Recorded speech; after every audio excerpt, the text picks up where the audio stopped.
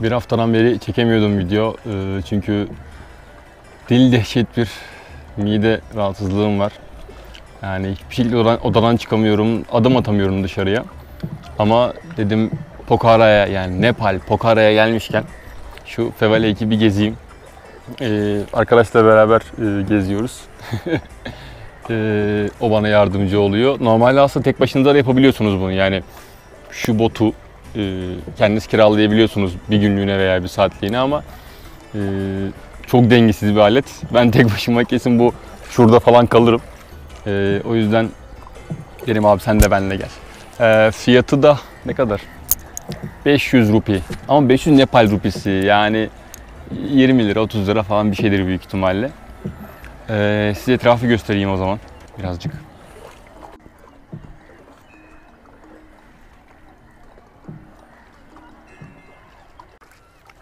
Bu Pokhara Nepal'in en turistik yerlerinden biri.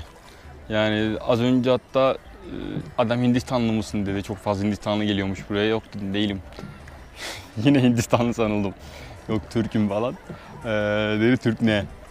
Adamlar bilmiyorlar. Yani Türkiye falan yok. Adam şey dedi ya, Türkistan mı dedi. Dedim Türkistan ne ya? Hani o kadar mı bilmiyorsunuz yani? Dedim kebap mebap. Ha dedi kebap, Türk iş kebap.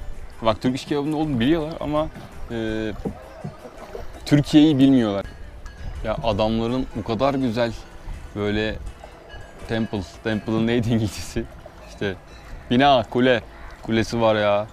Bak gölün içinde şey var, Budist tapınak mı oluyor temple? Tapınağı var. Parai. Yes, Parai Temple. Ve şuradan yani şu an ben 100 kişi falan görüyorum orada. Bir sürü insan buraya geliyorlar. İşte herhalde ibadet ediyorlar. Bu Budistlerde çok fazla tapınak var. Her yerde Budist tapınakları var. Tabii o kadar insana o kadar tapınak lazım yani.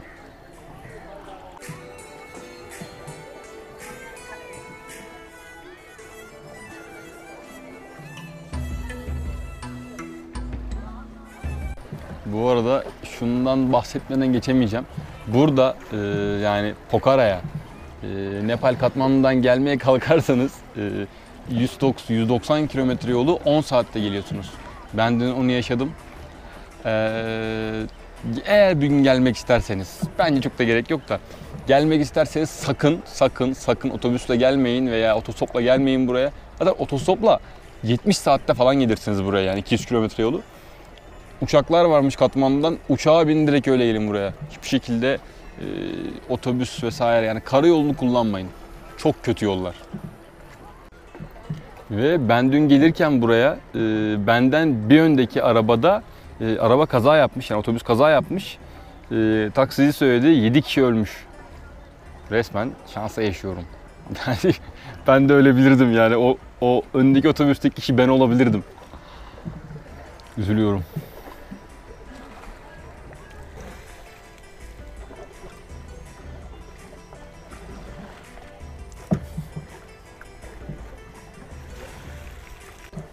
Ama ben halen daha buranın neden o kadar çok turistik olduğunu anlayamadım. Yani tamam, evet, göl güzel. Da mesela bizim ne bileyim Van Gölü de güzel. Ama bu kadar turistik değil. Gerçi trekking falan da var. Hiking, trekking. Belki Everest buralarda bir yerlerdedir. Ondandır. Geçen Everest aynen ya. Burada tırmanıyorlar. Aynen, tırmanış için galiba burası en mantıklısıydı. Aynen, doğru. Tırmanmak isteyenler Pokhara'yı eklesin. Burası ne güzelmiş ya. Bak tam şuraya bir ev yapacaksın. Böyle bungalovumsu bir şey yapacaksın. Üf. Hemen Türk kafası bak. Hemen ev yaptık. Hemen doğal güzelliği bitirdim hemen. Hemen bir inşaat lazım buraya. TOKİ gelsin. Bizim Türkiye'deki belediye başkanları buraya gelse var ya. Bak bir kere şuralarda bir sürü böyle oteller olurdu. Ölümüne güzel oteller olurdu kesin. Yani tamam, öyle doğal güzelliği bitirmek istemiyoruz da.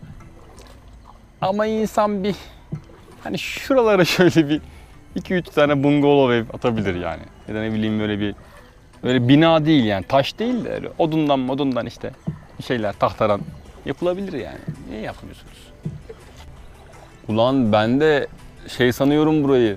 sığ sanıyorum. Şunu verdiler normalde giymemiz için. Çıkarttım ben de dedim Diyarbakır çocuğuyuz ne alakaysa. Çıkarttım dedim Anadolu çocuğuyum ben ya dedim bir şey olmaz. Dedim burası kaç metre? 35 metreymiş burası. Şu an yağmur sezonunda olduğumuz için çok fazla yükselmiş. Bir de göl bu. Yani bunu düştün mü öldün yani. Garanti ölürsün burada. Bak bunu kesin bir Türk yaptı. Kesin bir Türk yani. Boş şimdi de kimse yok içinde. Yani öyle gözüküyor. Otel mi ne bu ya? Hiç anlamadım. Size de göstereceğim de. Otel herhalde. Yani herhalde. Baksana ya. Allah. Nasıl acaba burada imar izni aldı? Kesin tanıdığı var belediyede. Kesin. Sordum şimdi o kimin diye. O dedi Nepal kralının dedi. Ananın. Bu ya içeride yani şurada görünüyor mu? Bakayım. Şurada işte normal kışlık evi var. Bu da yazlık eviymiş. Ha. Evet. Belediyeden torpilli değilmiş. Adam doğuştan torpilliymiş. Adam kral çıktı.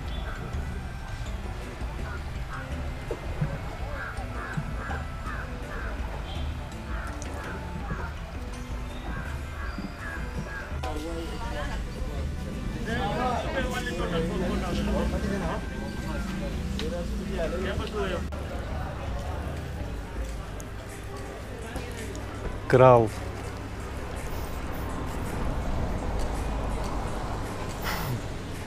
Çok tatlı ya. Çok rahatlar. Geçen gün internette okudum. Burada işte bunlara öküz mü deniyor, ne mi anlamıyorum, hatırlamıyorum. İşte 2 tane insan dokunmuş bir tane köyde. Nereye gidiyorum ben ya? Dokunmuşlar. Adamları döve döve öldürmüşler. Döve döve yani.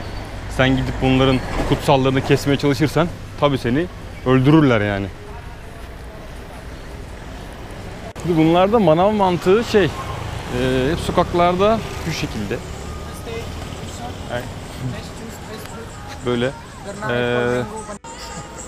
Şu karpuz ama bizimkinin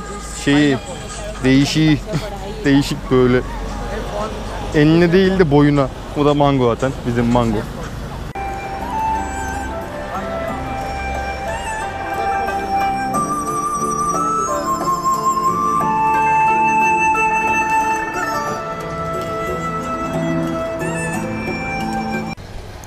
Adam beni resmen müziğiyle etkili mekana çağırdı.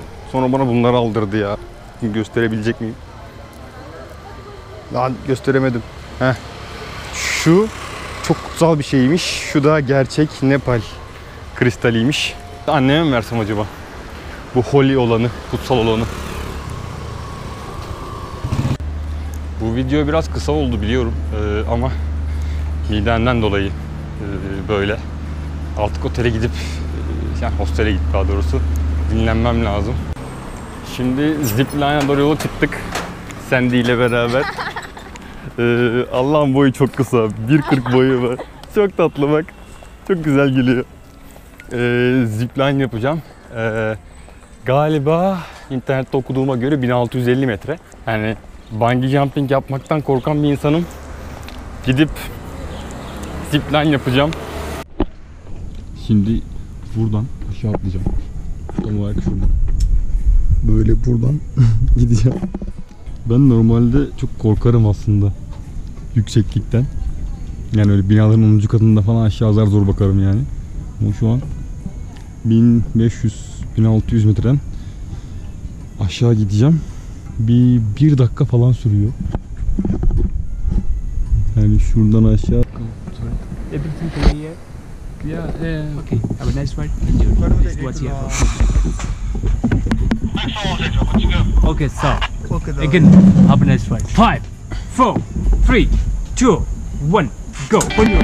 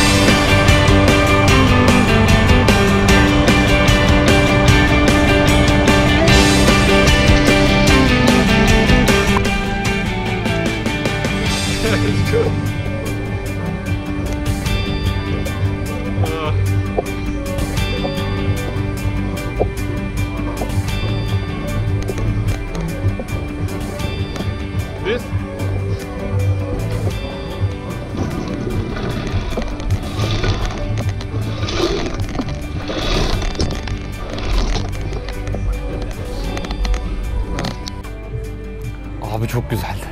Gerçekten çok güzeldi. Kesinlikle ve kesinlikle herkes bunu yaşasın. İlk 10 saniye ölüyorum sandım gerçekten, çünkü baya aşağı atıyorlar seni. İnsan öyle aşağı bırakılır mı? Yavaş yavaş böyle alıştıra yapılır yani, ama yok. Direkt attılar. Ben çok beğendim. Güzeldi. Size var etrafı göstereyim. Ben de o videonun artık sonuna geleyim çünkü bitti zipline. O kadardı yani. Kısa öz video. Umarım çok fazla bağırmamışımdır. O aşağı doğru kayarken. Kendinize iyi bakın. Daha sonra görüşmek üzere.